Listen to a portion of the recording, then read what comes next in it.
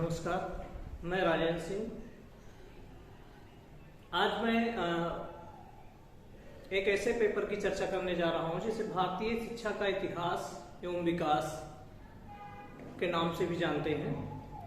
भारतीय शिक्षा का इतिहास और विकास हम एक संक्षिप्त रूप से चर्चा करने जा रहे हैं कि भारतीय शिक्षा की शुरुआत कहां से कैसे हुई और वर्तमान समय में उसकी स्थिति क्या है। संक्षिप्त सी चर्चा इस पर करेंगे। सबसे पहले हम जान लेते हैं कि भारतीय शिक्षा का विस्तार कहां से कहां तक हुआ है। तो आज हम चर्चा करते हैं भारतीय शिक्षा को अपनी सुविधा के अनुसार, भारतीय शिक्षा प्रणाली को अपनी सुविधा के अनुसार हम 3 भागों में बांट देते हैं। जितनी भी भारतीय शिक्षा प्रणाली है 3 भागों में बांटते हैं। प्राचीन भारतीय शिक्षा, मध्यकालीन भारतीय शिक्षा और आधुनिक भारतीय शिक्षा। प्राचीन भारतीय शिक्षा, मध्यकालीन भारतीय शिक्षा और आधुनिक भारतीय शिक्षा प्रणाली, इस तरह से 3 भागों में बांटकर भारतीय शिक्षा प्रणाली का अध्ययन हम करते हैं। बात करते हैं जब प्राचीन भारतीय शिक्षा प्रणाली की, तो प्राचीन भारतीय शिक्षा प्रणाली हम मानते हैं कि हमारी जो प्राचीन भारतीय शिक्षा प्रणाली थी जिसकी अवधि क्या थी।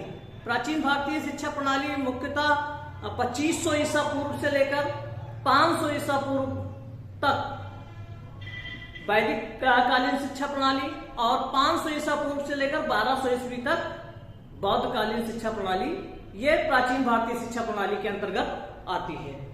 तो टोटल 2500 ईसा पूर्व से लेकर 1200 ईस्वी तक का जो समय था वो प्राचीन भारतीय शिक्षा प्रणाली के अंतर्गत आया। उसको हम प्राचीन भारतीय शिक्षा प्रणाली को भी 2 भागों में बांट देते हैं, एक वैदिक कालीन शिक्षा प्रणाली और दूसरी बौद्ध कालीन शिक्षा प्रणाली। वैदिक कालीन शिक्षा प्रणाली हमारी सबसे पहली शिक्षा प्रणाली थी जो 2500 ईसा पूर्व से लेकर 500 ईसा पूर्व तक थी, और उसके बाद जो शिक्षा प्रणाली भारत में विकसित हुई वो बौद्ध कालीन शिक्षा प्रणाली थी जो 500 ईसा पूर्व से लेकर 1200 ईस्वी तक, लगभग 1700 वर्षों तक वो जो शिक्षा प्रणाली हमारे देश में रही वो बौद्ध कालीन शिक्षा प्रणाली के नाम से जानी गई।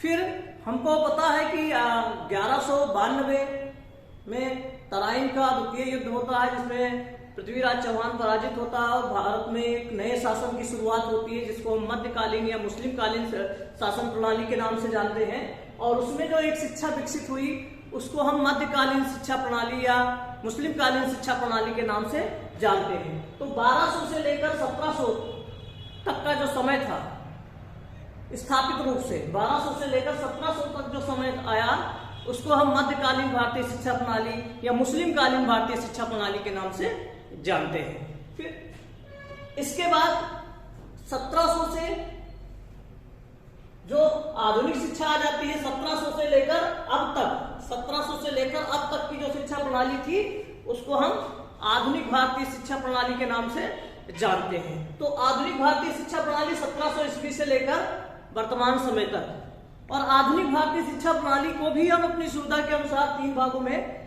बांट सकते हैं। उसके समय को एक है, पहला भाग है ईस्ट इंडिया कंपनी शासित शिक्षा प्रणाली।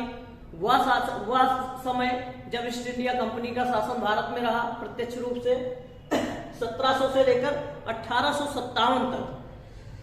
1700 से लेकर 1857 तक जो समय था वो ईस्ट इंडिया कंपनी शासित शिक्षा प्रणाली का था। इस समय ईस्ट इंडिया कंपनी का भारत पर शासन था।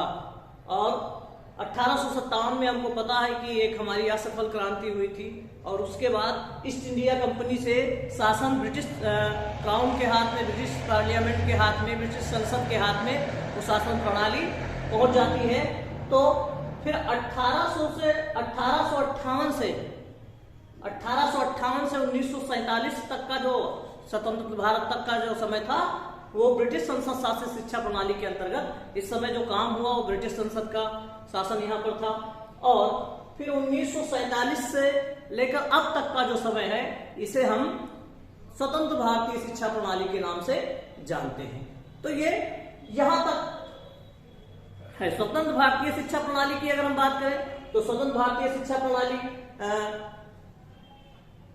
1948-49 में पहला आयोग हमारा बना जिसको हम विश्वविद्यालय शिक्षा आयोग या सर्वपल्ली डॉक्टर राधाकृष्णन की अध्यक्षता में बना था। उसको राधाकृष्णन आयोग के नाम से भी जानते हैं। उच्च शिक्षा में सुधार के लिए वो बना था। उससे शुरुआत होकर नई राष्ट्रीय शिक्षा नीति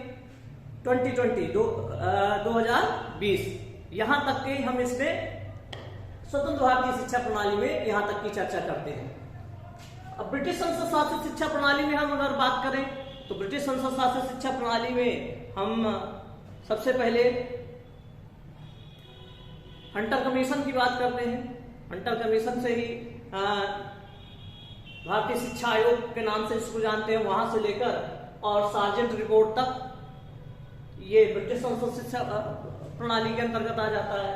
और ईस्ट इंडिया कंपनी शासित शिक्षा प्रणाली के अंतर्गत जो प्रमुख कार्य थे वो 1813 का आज्ञापत्र था, और उसी आज्ञापत्र में प्राच पश्चात विवाद हो जाता है।